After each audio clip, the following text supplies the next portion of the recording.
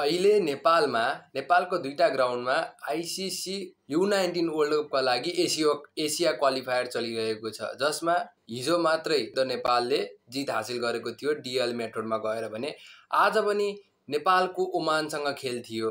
So खेल live नभएकाले धेरैजना अपडेटेड हुन पनि पाउनु भएन होला।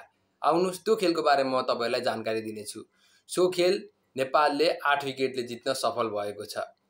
कसरी जित्यो आउनुहोस् थोरै चर्चा गरौँ। पहिलो इनिङको कुरा गर्ने भने ओमानलाई नेपालले 117 रनमै रोक्यो। 38औं ओभर सकिँदा ओमानको इनिङ सकिएको थियो। खेल 50 ओभरको है, भ्रम नपर्नु होला। नेपालले भने सो 118 रनको टार्गेटलाई 14.3 ओभरमै सकाइदियो र 2 विकेट गुमाएर मात्र सक्यो।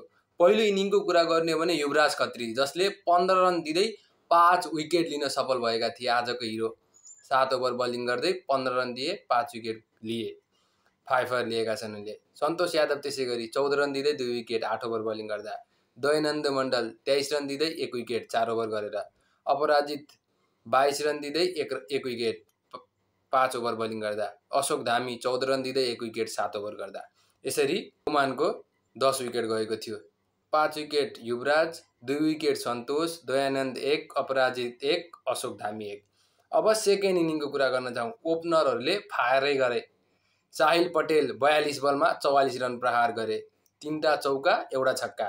निरज यादव 46 रन प्रहार गरे 31 बलमा, 5वटा चौका 2वटा छक्का।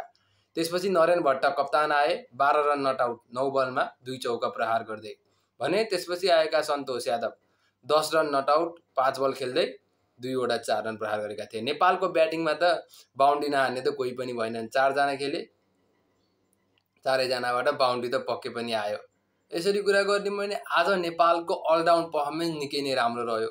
बलिङतर्फ युवराजले एक्लै 5 जना खाइदिए।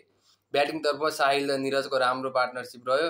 पहिलो विकेटको पार्टनरसिपले नै नेपाललाई अब त जित्यो है भन्ने अवस्थामा पार्यो। सो खेल त तपाईहरुले पनि हेर्न पाउनु भएन।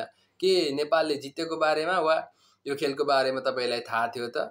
कमेन्टमा लेख्न सक्नुहुन्छ र यस्तै भिडियोहरुका लागि मलाई फलो पनि गर्न सक्नुहुनेछ। हस्त, धन्यवाद, नमस्कार।